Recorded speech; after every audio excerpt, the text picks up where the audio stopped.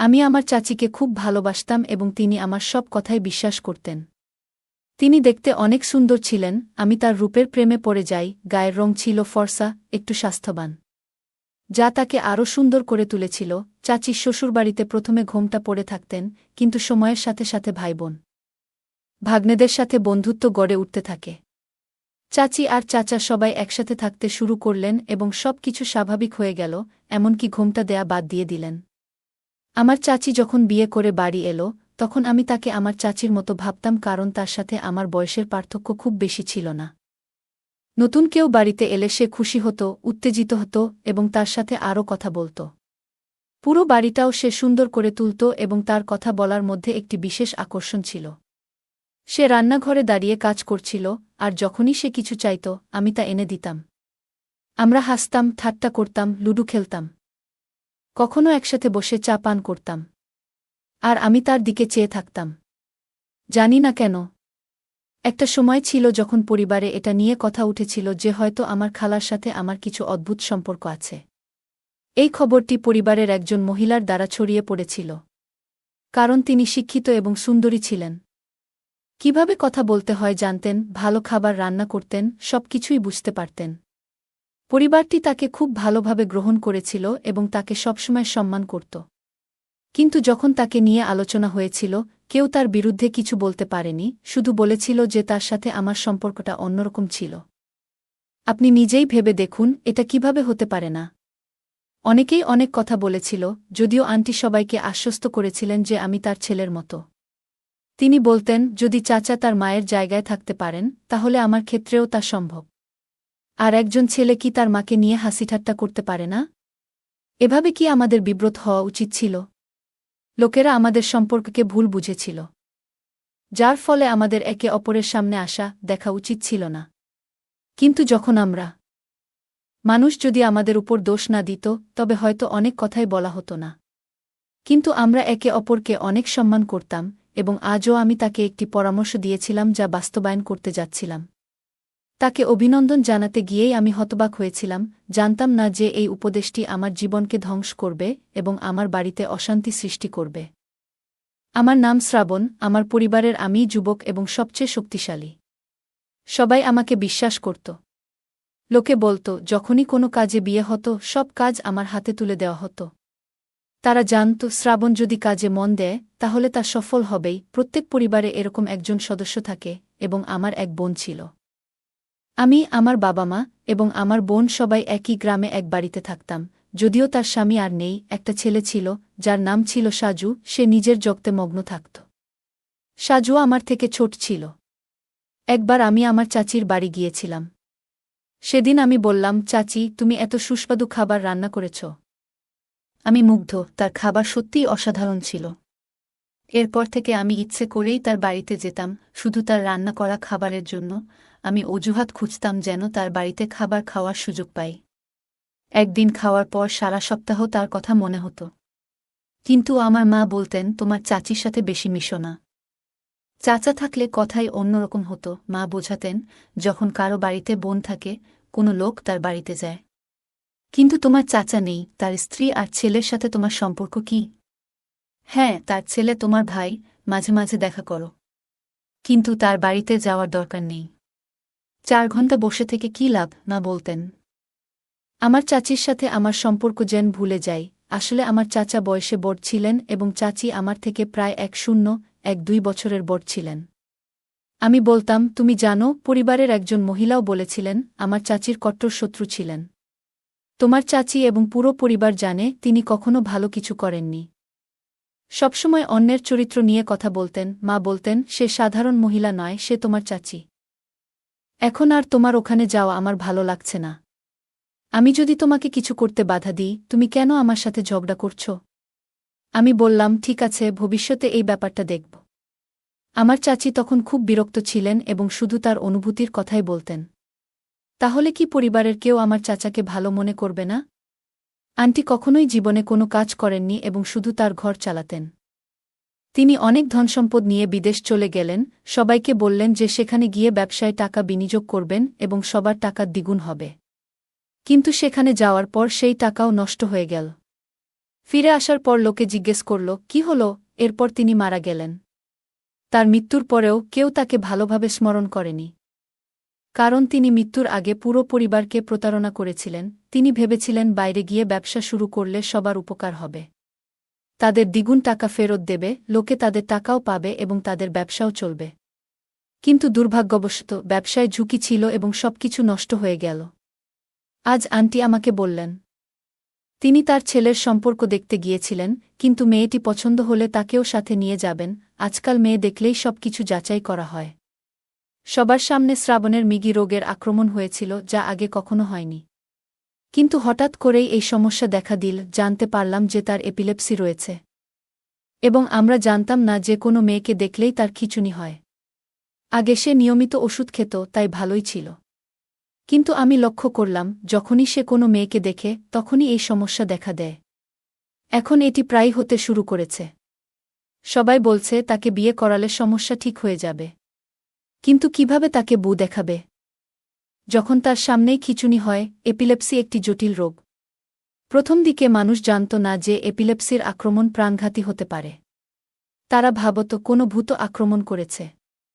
তারা বিভিন্ন অদ্ভুত পদ্ধতি ব্যবহার করত, কেউ জুতার গন্ধ শুকাত, কেউ জাদুবিদ্যা করত। কিন্তু ডাক্তারের কাছে গেলে তিনি একটি ওষুধ দেন, যা প্রতিদিন খেতে হয়। যেদিন ওষুধ খাওয়া হবে না সেদিন স্ট্রোক হওয়ার সম্ভাবনা থাকে। চাচির বক্তব্য অদ্ভুত শোনায়। লোকে বলে এপিলেপসি আক্রান্ত ব্যক্তিকে বিয়ে করলে সে সুস্থ হয়ে যাবে। কিন্তু চাচির কথাই ঠিক যে মেয়েকে দেখেই যদি খিঁচুনি হয় তাহলে কিভাবে সে সেরে উঠবে? কোনো মেয়ে বা তার পরিবার যদি জানে যে এই রোগ আছে, তারা বিয়েতে রাজি হবে না। আমি বললাম আমার পরিচিত একজন ডাক্তার আছে, আমি তার সাথে কথা বলব এবং প্রতিকারের উপায় খুঁজব। আমি চাচিকে সান্ত্বনা দিয়ে বললাম আমি কাল এসে রাজকে ডাক্তারের কাছে নিয়ে যাব। আমি যাব, তবে মা বলেছে সেখানে না যেতে। কিন্তু কারো সাহায্য করা তো অপরাধ নয়। আমাদের সম্পর্ক কিছুটা অদ্ভুত হয়ে গিয়েছিল এবং আমরা দুজনেই ভুল বুঝেছিলাম। আমাদের চাচির কাজের ধরন ছিল এমন যে তিনি রাতে দেরি করে আসতেন। পরিবারের অভ্যাস ছিল রাতে চা পান করা, এবং আমারও সেই অভ্যাস ছিল। চাচি রান্নাঘরে চা বানাতেন, আমিও সেখানে যেতাম। আমরা রান্নাঘরে দাঁড়িয়ে চা খেতাম এবং এখানে ওখানে কথা বলতাম, কিন্তু লোকে আমাদের লক্ষ্য করল যে আমরা মাঝরাতে উঠে হাসাহাসি করছি। একদিন আমরা রান্নাঘরে দাঁড়িয়ে হাসছিলাম, ঠাট্টা করছিলাম। হঠাৎ চাচা কাজ থেকে তাড়াতাড়ি ফিরে এলেন এবং দেখলেন। তিনি বললেন তোমার ছেলেকে বুঝিয়ে বলো। সেই ঘটনার পর থেকে আমাদের সম্পর্ক পরিবর্তিত হল। তারপর সবাই আলাদা ঘর বানিয়ে নিল। যৌথ পরিবার ভেঙে গেল। যৌথ পরিবার ভেঙে যাওয়া মানে এই নয় যে পারিবারিক বিষয় ও প্রশ্ন থেকে মুক্তি পাবেন, বরং খবর পাওয়া আরও সহজ হয়ে গেল। আমি যদি চাচির বাড়িতে যেতাম তাহলে সেই খবর পুরো পরিবারে ছড়িয়ে পড়ত। কেউ না কেউ বলত সে প্রতিদিন সেখানে যায়। এখন প্রশ্ন ছিল আমার ভাইয়ের মতো চাচাতো ভাইয়ের জীবন নিয়ে। সে অসুস্থ ছিল এবং তার চিকিৎসা খুব জরুরি ছিল। আন্টি ঘর চালানোর চিন্তায় খুব উদ্বিগ্ন ছিলেন। ছেলে থাকাটা খুব জরুরি ছিল। 3 বছর বয়সে না হলেও 3 বছর বয়সে বাড়িতে হাজারটা কাজ ছিল যা সে নিজে করতে পারত না। মাঝে মাঝে আমি রুমের বাল্ব বদলিয়ে দিতাম, কখনো তার রেশন নিয়ে আসতাম, আর কখনো অন্য কোনো ঘরের কাজ করতাম যা সে একেবারেই করতে পারত না। এখন সে বড় হয়ে উঠছিল, কিন্তু পুরো পরিবার তাকে ঘৃণা করত এবং কেউই তাকে তাদের মেয়ের জন্য পছন্দ করত না। তাই সে তার ছেলেকে বিয়ে করাতে খুব আগ্রহী ছিল এবং তাকে সম্পর্ক বোঝাতে বলেছিল। আমি তার সাথে বন্ধুত্ব করার অনেক চেষ্টা করেছি, কিন্তু সে খুব অদ্ভুত ছিল, নিজের জগতে ব্যস্ত থাকত। পড়ালেখায় ভালো ছিল না, কোনো কাজ করত না, এমনকি চাকরিও করত না। হয়তো এটা তার বাবা মায়ের কারণেই ছিল, কিন্তু পরিবারের সদস্যরা চাচাকেও ভালোভাবে দেখত না। আমি তাদেরকে ডাক্তারের কাছে নিয়ে গেলাম। বলল তুমি আরাম পাবে, প্রতিদিন একটা করে বড়ি খেতে হবে।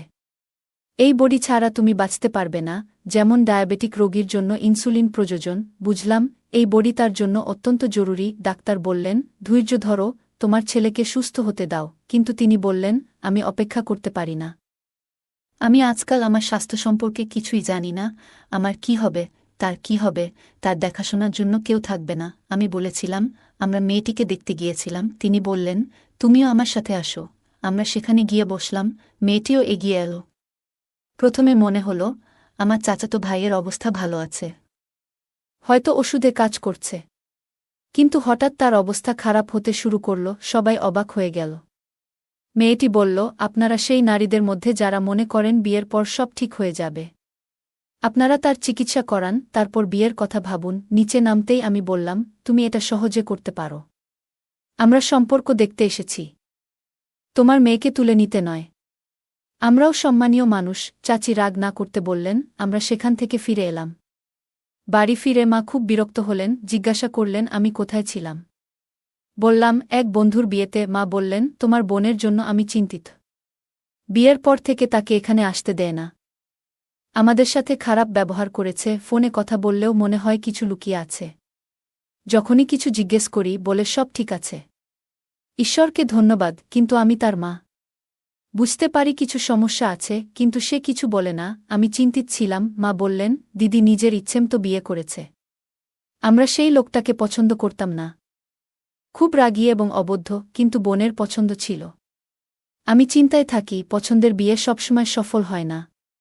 মেয়েদের উপর চাপ থাকে।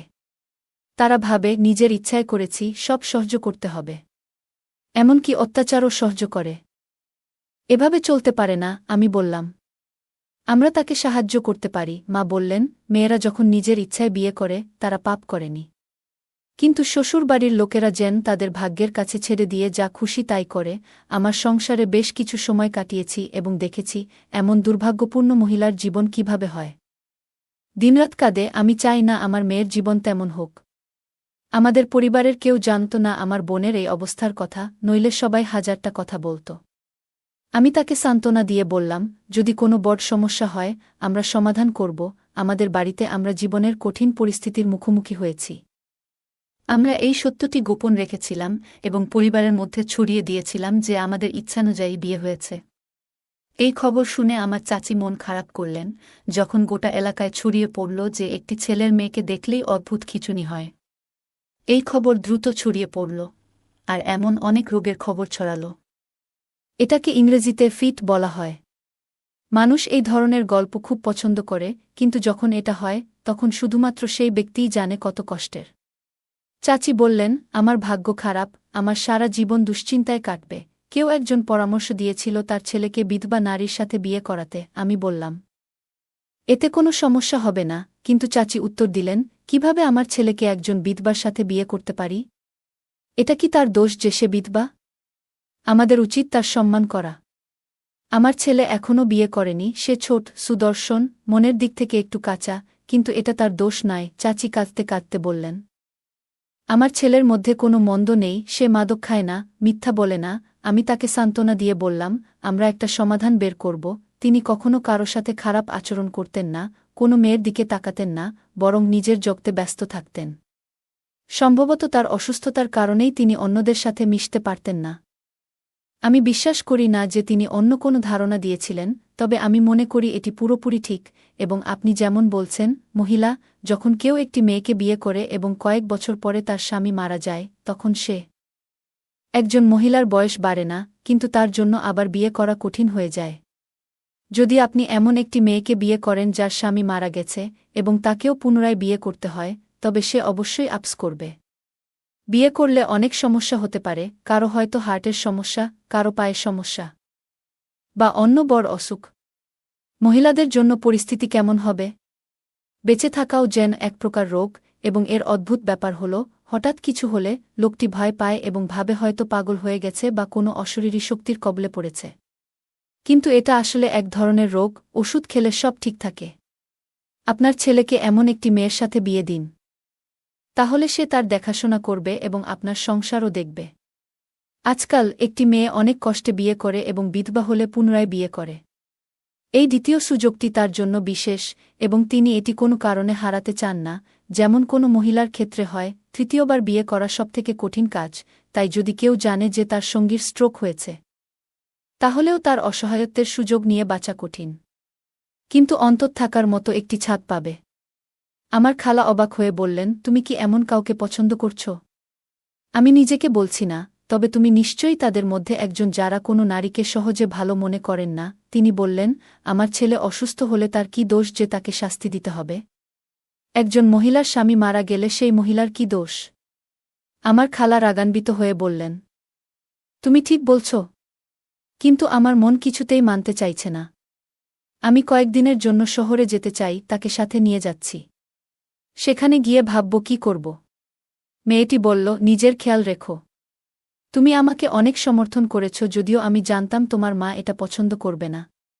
তিনি অবশ্যই তোমাকে বাধা দেবেন। আমি তোমার মায়ের সাথে কোনো খারাপ সম্পর্ক রাখিনি, শুধু যে আমি তার থেকে বেশি সুন্দরী, তাই তিনি আমার সাথে ঝগড়া করতেন।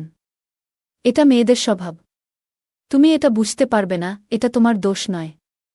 মাঝে মাঝে আমরা মনে করি আমাদের সম্পর্কের ঘৃণা করার অধিকার আছে। শাশুড়ির মতো তিনি কখনোই পুত্রবধূর সাথে ভালো ব্যবহার করতে পারেন না, কারণ তিনি সমাজের সবকিছু দেখেছেন এবং এটিকে তার কর্তব্য বলে মনে করেন। আমার খালা বললেন, তুমি নিজের যত্ন নাও এবং আমি কিছুদিন থাকতে চাই। তুমি একটু বিশ্রাম পাবে। আজকাল তিনি বললেন, তুমি খুব ভালো থাকো। আমার যদি একটি মেয়ে থাকত, আমি অবশ্যই তাকে বিয়ে করতাম। তিনি হাসলেন এবং বললেন, তাহলে যদি তোমার একটি মেয়ে থাকত, আমি সকালেই শহরে চলে যাব। ওর ছেলের বিয়ে শুনে আমি খুব খুশি হলাম এবং বললাম, দেখ, আমি আমার ছেলের বিয়ে দিয়েছি আর তোকে বলিনি। বিয়েটা হয়তো খুব তাড়াতাড়ি হয়ে গেছে, কিন্তু খুশির ব্যাপার হলো আমি আমার চাচিকে দেখতে শহরে যাচ্ছি। তুমিও আমার সাথে আসবে। দেখি কার ভাগ্য বিগড়েছে, আমার মাকে অনেক কিছু বলতে পারিনি। একই শহরে যেখানে আমার বোনের বিয়ে হয়েছিল। তাই হয়তো আমার মা যেতে প্রস্তুত ছিলেন, যদিও আমাদের তার বাড়িতে যেতে দেওয়া হয়নি। আমার শ্যালক বলেছিলেন যে আমাদের বাড়িতে কেউ আসবে না, কিন্তু আমার মায়ের মনে একটি ইচ্ছা ছিল যে আমরা হয়তো দেখা করতে পারি। কৌতূহল একজনকে এমন কিছু করতে বাধ্য করে যা আমার মাকে কোনো রাতে বিয়ে করতে পারে না বা তার বুয়ের সাথে দেখা করতে আসতেন। কিন্তু মেয়েটা কেমন আছে, তাই তিনি যেতে রাজি হলেন। ওই শহরে আমার মামার বাড়িটি দেখে মনে হল বিয়েটা হয়েছে। আমরা ভিতরে ঢুকলাম এবং তারা আমাদের বসার ঘরে বসিয়ে দিল। এই চাচি আসার পর তাকে খুব সুন্দর এবং খুশি দেখাচ্ছিল। আমি তাকে অভিনন্দন জানালাম এবং মাও বললেন, আসুন, আমাদের ছেলের বিয়ে হয়েছে। এখন ভগবান ভবিষ্যতের মঙ্গল করুন। আমি আন্টিকে অভিনন্দন জানালাম এবং বললাম, যখন আপনি আমাকে আমার বোন এবং তার স্বামীকে পরিচয় করিয়ে দিলেন, আমরা দুজনেই হতবাক হয়ে গেলাম। কারণ আমরা জানতাম না। আমরা জিজ্ঞেস করলাম, এসব কি হচ্ছে? এটা কিভাবে হতে পারে যখন আমাদের চাচি বলেছিলেন যে আপনার বোনের স্বামী মারা গেছেন? কিন্তু তার শ্বশুরবাড়ি তাকে কাজে লাগাতে রেখে দিয়েছে। আমি বিষয়টি জানতে পেরে তাকে সাহায্য করার কথা ভাবলাম। তিনি বললেন, এ বিষয়ে কাউকে বলবেন না, তারা খুব বিপজ্জনক। তবে আমার ভাই পুলিশে আছে, তার সহায়তায় তাকে সেখান থেকে বের করেছি। তারপর থেকে সে এখানেই থাকত, কিন্তু তখনও আমি তাকে আমার ছেলের সাথে বিয়ে দিয়েছিলাম। একজন মহিলা হিসেবে সে তার যত্ন নেবে। আজ তাদের বিয়ে হয়েছে এবং ঈশ্বরকে ধন্যবাদ, এই বোনটি আমার আসল বোন ছিল না। সে আমার প্রথম স্বামী যে মারা গেছে, তাই সে আমার আসল বোন ছিল না এবং সে শ্রাবণের আসল কাজিনও ছিল না। সেই দুষ্ট লোকের খপ্পরে পড়ে তাকে বিয়েও করিয়ে দিয়েছি, না হলে এই সময়ে আমার বোনকে অনেক কষ্ট দেওয়া হতো। আমার মামাতো বোনকে জামাই হিসেবে মেনে নিয়েছি। আমি আন্টিকে বলেছিলাম যে আপনি সত্যিই খুব ভালো সিদ্ধান্ত নিয়েছেন। আমার এই কাজিন আমার বোনকে পছন্দ করেছে, এটা সে কখনো কাউকে জানায়নি। এখন সে তার ভাগ্যের দিকে ফিরে গেছে এবং বিয়ের পর তার অবস্থা অনেক ভালো হতে শুরু করেছে। কিন্তু তারপরও আমার বোন তাকে ভালোভাবে সামলে নিয়েছে, যদিও সে তার থেকে একটু বড় ছিল। দম্পতিকে খুব ভাল লাগছিল। তারা গ্রামে ফিরে এসে এখানেই বসবাস শুরু করেছে। খারাপ অবস্থায় ছিল, এই 2 বছর খুব কষ্টে কাটিয়েছে, কিন্তু এখন তারা ভালো আছে। তার স্বামী এক দুর্ঘটনায় মারা যায় এবং এরপর তার শ্বশুরবাড়ির লোকেরা তাকে আরও একা করে তোলে। তবে তার ভাগ্য ভালো ছিল যে তার চাচি তাকে সেখান থেকে উদ্ধার করে। এখন সে বলত, আমি সুখী এবং আমার জীবনে কোনো অভিযোগ নেই। সে বলত, যখন থেকে আমি শ্রাবণ এর সাথে বিয়ে করেছি, তখন থেকেই মনে হচ্ছে আমি সঠিক কাজ করেছি। আল্লাহ আমাকে ক্ষমা করেছেন এবং আমি এখন খুব খুশি। আশা করি শ্রাবণও খুশি হবে। গল্পটা কেমন লাগলো জানাতে ভুলবে না। আরও মজার মজার রোমান্টিক গল্প শুনতে চাইলে ভিডিওটি লাইক, শেয়ার এবং চ্যানেলটি সাবস্ক্রাইব করতে এবং বেল আইকনটি ক্লিক করতে ভুলবে না। ধন্যবাদ। আমি যখন আমার স্বামীর সাথে নতুন জীবনের যাত্রা শুরু করলাম, তখন থেকেই দেখলাম তিনি কখনো আমার প্রতি কোনো আগ্রহ দেখাননি। প্রতিদিন তার কাছ থেকে একটু ভালোবাসা পাওয়ার অপেক্ষায় থাকতাম, কিন্তু সেটা কখনই পাইনি। নিজেকে ভালোবাসাহীন একা অনুভব করতে করতে আমি ভেবেছিলাম, আমার জীবনটা কি এভাবেই কেটে যাবে? আমার ভাতিজা অর্ণব প্রায়ই আমার দিকে অদ্ভুতভাবে তাকাত, কিন্তু আমি কখনো সেই দৃষ্টিকে গুরুত্ব দিইনি। এক রাতে যখন আমি আমার ঘর থেকে বের হয়ে যাচ্ছিলাম, হঠাৎ সে আমার হাত ধরল, সে কাছে এসে বলল, তুমি কেন সবসময় একা থাকো? আমি সত্যিই তোমার প্রতি অনেক ভালোবাসা অনুভব করি এবং সবসময় তোমার যত্ন নিতে চাই। তার কথা শুনে আমি কিছুটা হতবাক হয়ে গেলা। তারপর সে আমাকে তার ঘরে নিয়ে, বন্ধুরা আজকের গল্পটা অনেক বেশি স্পেশাল, রেডি হয়ে যাও। দয়া করে গল্পগুলো ভালো লাগলে ভিডিওটি লাইক শেয়ার এবং চ্যানেলটি সাবস্ক্রাইবই করো প্লিজ। আমি প্রিয়া, আমার বয়স ২৭, এবং মনে হয় আমার জীবনের সবচেয়ে বড় ভুলটা ছিল বিয়ের প্রথম রাতেই আমি বুঝেছিলাম যে সম্পর্কের বাঁধনটা আমার জন্য ছিল না। আমার স্বামী রহিম সব সময় ব্যস্ত থাকত, কখনো অফিসের কাজে, কখনো বন্ধুদের সঙ্গে আড্ডায়। আমি প্রথমে ভেবেছিলাম হয়তো এটা সাময়িক, সে ধীরে ধীরে আমার প্রতি আরও মনোযোগী হবে। কিন্তু সময়ের সাথে সাথে পরিস্থিতি আরও জটিল হতে থাকল। যে রহিমকে প্রথম দেখেছিলাম, তার ব্যক্তিত্ব আর মেধা আমাকে মুগ্ধ করেছিল। মনে হয়েছিল সে আমার জীবনের সেরা সঙ্গী হবে। কিন্তু বিয়ের পর যেন সে একদম অন্যরকম হয়ে গেল। আমি বিষয়টা বোঝার চেষ্টা করলাম। একদিন সাহস করে, যখন রহিম বাড়িতে ছিল, আমি তার কাছে জানতে চাইলাম, আমাদের মধ্যে কি কিছু সমস্যা হচ্ছে? তুমি কেন এত দূরে থাকো? আমার স্বামী বলল, আমি কাজে খুব ব্যস্ত। তোমাকে এটা বুঝতে হবে। তার এই উত্তর আমাকে আরও বিভ্রান্ত করে দিল। আমার মনে চলতে থাকা সন্দেহের জট খোলার জন্য আমি ভাবলাম আমার শাশুড়ির সাথে কথা বলি। কিন্তু আবার ভয় হল, যদি সে আমাকে ভুল বোঝে। আমার স্বামী সবসময় আমার পাশে ছিল, কিন্তু আমাদের সম্পর্কের ঘনিষ্ঠতার অভাব ছিল। এই শূন্যতার কারণে আমি অজান্তেই আমার স্বামীর বড় বোনের ছেলে অর্ণব এর দিকে আকর্ষণ অনুভব করতে শুরু করলাম। অর্ণব আমাদের বাড়িতে থাকার সময় মাত্র ২১ বছর বয়সী ছিল, কিন্তু তার ব্যক্তিত্ব এবং সৌন্দর্য আমার দৃষ্টি আকর্ষণ করত। তার সহজ হাসি, মিষ্টি কথা এবং ব্যবহার সবই আমাকে তার দিকে টানত। একদিন অর্ণব আমার কাছে এসে বলল, ভাবি, তোমাকে একটু মন খারাপ মনে হচ্ছে। তার কথার আন্তরিকতা আমার মন ছুঁয়ে গেল। আমি হেসে বললাম, সব ঠিক আছে, একটু ক্লান্ত। তখন সে বলল, আপনার যদি কারো সাথে খোলামেলা কথা বলার প্রয়োজন হয়, আমি কিন্তু আছি। তার এই কথায় আমার মনে কিছুটা স্বস্তি এলো। বিয়ের কয়েক মাস পরে আমার মনে হচ্ছিল জীবনের এই স্তরে আমি একা হয়ে গিয়েছি, কারণ আমাদের বিয়ের ৭ মাস পরেও আমার স্বামী আমাকে কাছাকাছি আনতে পারেনি। একদিন অর্ণব বাড়িতে ছিল, আমি তাকে ঘরের কোথাও দেখতে পেলাম না। সে হঠাৎ এসে বলল, কেমন আছেন চাচি? সদ্য বিবাহিত জীবন কেমন চলছে? আমি বললাম, ৭ মাস হয়ে গেছে, তাই নতুনত্ব আর নেই। অর্ণব এমন একজন ছিল যার জীবনটা বেশ রোমান্টিক ছিল, আর আমি সেটা জানতাম। পরের দিন রাতে আমার শাশুড়ি আমাকে হলুদ মিশানো দুধ দিতে বললেন। তিনি বললেন অর্ণবের জন্য এটি নিয়ে যেতে। আমি তা নিয়ে যখন তার রুমে ঢুকলাম, দেখলাম অর্ণব আয়নার সামনে দাঁড়িয়ে নিজেকে ঠিকঠাক করছিল।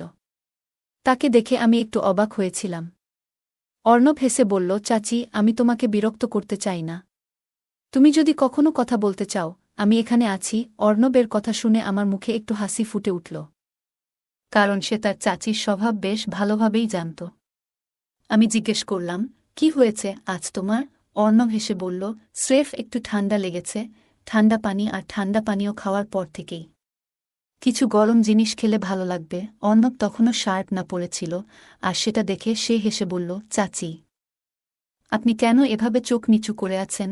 আমি মুচকি হেসে বললাম, তুমি একটু খোলামেলা আছো, তাই তোমার সামনে কিছুটা অস্বস্তি লাগছে। আগে শার্ট পরে নাও, তারপরই আমরা স্বাভাবিকভাবে কথা বলবো। সে শার্ট পরে নিল, এবং তারপর আমাদের কথোপকথন স্বাভাবিকভাবে চলতে লাগল। তার সাথে গল্প করতে করতে প্রায় আধা ঘন্টা কেটে গেল।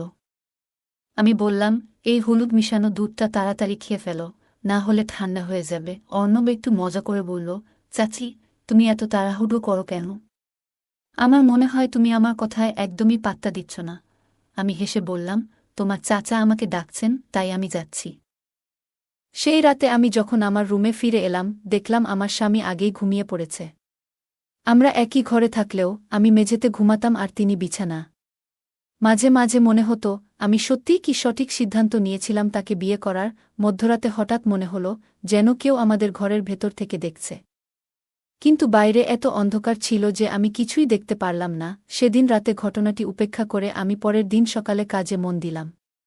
রান্নাঘরে কাজ করছিলাম, হঠাৎ দেখি অর্ণব পেছনে দাঁড়িয়ে। আমি অবাক হয়ে বললাম, অর্ণব, এটা কি ধরনের মজা করছ? ভুলে যেও না আমি তোমার চাচি। নিজেকে একটু শান্ত রাখো। অর্ণব মৃদু হাসি দিয়ে বলল, আমি শুধু একটু মজা করতে চেয়েছিলাম চাচি। জানতাম না যে তুমি এতটা রেগে যাবে। যদিও আমি রেগেছিলাম, তবুও সে আমার সাথে খুব শান্তভাবে কথা বলল। তার সহজ হাসিতে বোঝা গেল সে কেবল একটু মজা করতে চেয়েছিল। তারপর সে বলল, চাচি, সন্ধ্যায় আমরা বাইরে একটু হাঁটতে যাই কি? অনেক দিন বের হইনি। তাই সন্ধ্যায় পার্কে গেলাম। আমরা সেখানে বসে তার কলেজ জীবনের গল্প শুনতে লাগলাম। বেশ কিছুক্ষণ একসাথে সময় কাটালাম। আমরা পরে সিনেমা দেখতে বসি, আর সেখানেই অনেক কথা হলো আমাদের মধ্যে। অর্ণবের কথায় কিছুটা প্রশান্তি খুঁজে পেলাম। আমি নিজেই ভাবছিলাম, কেন আমার স্বামী এমন আচরণ করে না? কখনো কখনো মনে হতো হয়তো আমার স্বামীও একদিন এমন হবে। কিন্তু আমার মা-বাবা আগেই বলেছিল সব কিছু সময় নেবে। তারা বলেছিলেন স্বামী স্ত্রীর সম্পর্ক গড়ে উঠতে সময় লাগে, কিন্তু এতদিনেও তার কোনো পরিবর্তন হয়নি। আমার জীবন যেন অশান্তিতে ভরে যাচ্ছিল, কিন্তু আমার স্বামী কখনো এই বিষয়ে কোনো গুরুত্বই দিলেন না। আমারও স্বপ্ন ছিল, আশা ছিল যে ভালোবাসা পাব, যত্ন পাব। কিন্তু একটি সম্পর্ক যদি সেই ভালোবাসা না পায়, তখন জীবনটা ফিকে হয়ে যায়। সেই সন্ধ্যায়, যখন আমি পূজার প্রদীপ জ্বালাচ্ছিলাম, হঠাৎ প্রবল বাতাস এসে প্রদীপ নিভিয়ে দিল। জানালা খোলা ছিল, তাই বাতাস ঢুকে প্রদীপটি নিভে গেল। অর্ণব তখন বলল, চাচি, আপনি কি আজ কোনো কিছু নিয়ে ভাবছিলেন? তার কথায় আমি চুপ করে রইলাম, আবার প্রদীপটি জ্বালালাম। নিজে নিজে ভাবলাম হয়তো বাতাসের কারণেই এমনটা হল। অর্ণবের চোখে ছিল একটি প্রশ্ন, যেন সে কিছু বলতে চাইছিল, তবে আমি তখনও তার ইঙ্গিত বুঝতে পারিনি। আমি পরের সপ্তাহের কাজগুলো নিয়ে ভাবছিলাম এবং নিজের রুমে চলে এলাম। কিছুক্ষণ পর বুঝতে পারলাম আমার পিরিয়ড শুরু হয়েছে, কিন্তু দুর্ভাগ্যবশত ঘরে কোনো স্যানিটারি প্যাড ছিল না। আমার স্বামী তখনও বাড়িতে ছিলেন না, তাই আমি নিজেই মেডিকেল স্টোরে যেতে বাধ্য হলাম। মেডিকেল থেকে যখন স্যানিটারি প্যাড নিয়ে ফিরছিলাম, হঠাৎ শুনলাম কেউ বলছে, তুমি জানলে না যে তোমার পিরিয়ড শুরু হয়েছে? এসব কথা আমার শাশুড়ি বলছিল অনেক রাগ হয়ে। কারণ আমি এই অবস্থায় পূজার প্রদীপ জ্বালিয়েছিলাম আর পূজা করেছিলাম। আমি অবাক হয়ে গেলাম, কারণ সত্যিই তখন আমি তা জানতাম না। এই মন্তব্য শোনার পর মনের মধ্যে এক ধরনের কষ্ট অনুভব করলাম। রুমে ফিরে আসার পর পেটের ভীষণ ব্যথায় কষ্ট পাচ্ছিলাম, কিন্তু মনটাও ভারী হয়ে গেল ওই কথাগুলো মনে করে। আমার চোখ থেকে অজান্তেই জল গড়িয়ে পড়ছিল। কিছুক্ষণ পর আমার স্বামী বাড়িতে ফিরল। আমি আশা করছিলাম সে আমাকে কিছুটা সান্ত্বনা দেবে, কিন্তু সে কোনো কথা না বলে ছাদে চলে গেল। তবে অর্ণব এ সময়ে তার দাদিকে বুঝিয়ে বলল, দাদি, এমন সময়ে দুঃখ না দিয়ে বরং তাদের পাশে থাকা উচিত। অর্ণব এর কথাগুলো শুনে আমি অবাক হলাম, কারণ তার কণ্ঠে ছিল সত্যিকারের উদ্বেগ। তার আন্তরিক কথাগুলো আমাকে কিছুটা শান্তি এনে দিল। সে তার দাদিকে বলল, আমাদের উচিত একে অপরের পাশে থাকা, তাদের ভুল খুঁজে না বের করা। আমি মনে মনে ভাবছিলাম, যদি আমার স্বামীও এমনভাবে আমাকে সমর্থন করত। অর্ণবের কথা শুনে মনে একটু প্রশান্তি এলো, কিন্তু সেই সময়েই তার দাদির গলা শুনে অর্ণব আমার রুম থেকে বের হয়ে গেল। সেই রাতে আমার স্বামী কোনো কথা না বলেই চলে গেলেন। আমি ভাবছিলাম, হয়তো আমি কোথাও ভুল করেছি। গভীর রাতে যখন আমি বাইরে বসেছিলাম, হঠাৎ অর্ণব আমার কান্নার আওয়াজ শুনে তার রুম থেকে বেরিয়ে এলো। সে আমার হাত ধরে তার রুমে নিয়ে গেল এবং আমাকে শান্তভাবে তার বিছানায় বসাতল। আমার চোখের জল তখনও থামছিল না। অর্ণব আমার সামনে হাঁটু গেড়ে বসে বলল, চাচি, আপনি কেন কাঁদছেন? তার কথায় আমার মন কিছুটা শান্ত হল এবং তার আন্তরিকতায় আমি মুগ্ধ হয়ে গেলাম। সে আমাকে হালকা হাসানোর চেষ্টা করল এবং বলল, আপনাকে কষ্ট পেতে হবে না, আমি আছি। কিছুক্ষণ পর সে রান্নাঘরে গিয়ে আমার জন্য হলুদ মিশ্রিত দুধ নিয়ে এলো এবং বলল, এটা খান, এতে আপনি ভালো বোধ করবেন। তার পাশে বসে আমি ধীরে ধীরে স্বস্তি পেতে লাগলাম। তার যত্ন এবং মমতা আমাকে বোঝালো যে কারও পাশে থাকাটা কতটা গুরুত্বপূর্ণ। সেই দুধ খেয়ে আমি কিছুটা স্বস্তি পেলাম। পরের কয়েকদিনে বাড়ির অন্য কেউ আমার খোঁজ নেয়নি, কিন্তু অর্ণব সব সময় আমার পাশে ছিল। সে প্রতিদিন আমাকে খোঁজখবর নিত, আর আমিও ধীরে ধীরে তার কাছে মানসিকভাবে আরও নিরাপদ বোধ করছিলাম। রাতে যখন সবাই ঘুমিয়ে যেত, অর্ণব আমার জন্য আবার হলুদ মিশ্রিত দুধ আনত এবং বিভিন্ন মজার গল্প বলে আমাকে খুশি রাখার চেষ্টা করত। আমি বুঝতে পারলাম বাড়ির মধ্যে একমাত্র অর্ণবই আমার প্রতি যত্নশীল।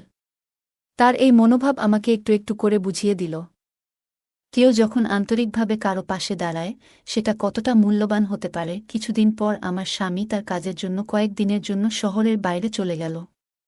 একই সময়ে আমার শাশুড়িও এক আত্মীয়ের বাড়িতে কয়েকদিন কাটাতে চলে গেলেন।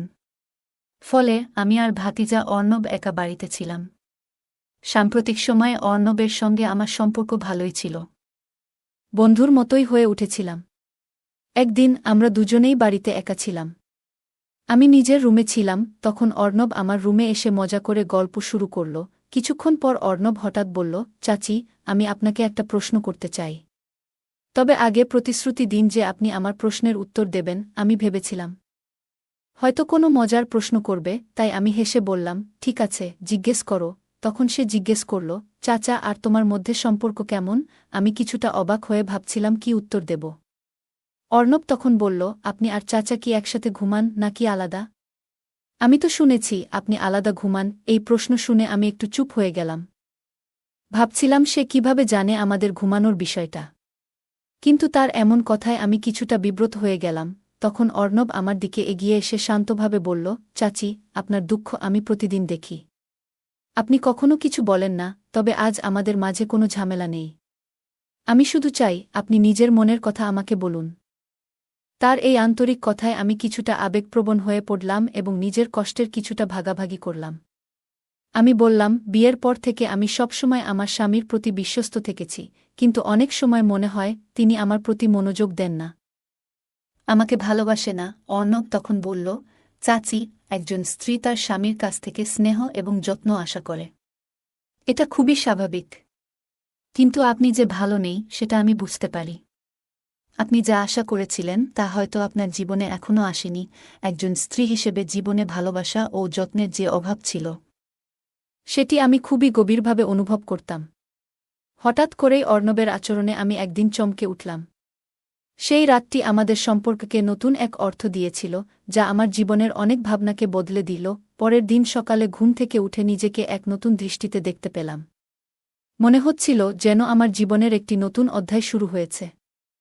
ভেতরে এক ধরনের আনন্দের অনুভূতি অনুভব করলাম, যা আগে কখনো হয়নি।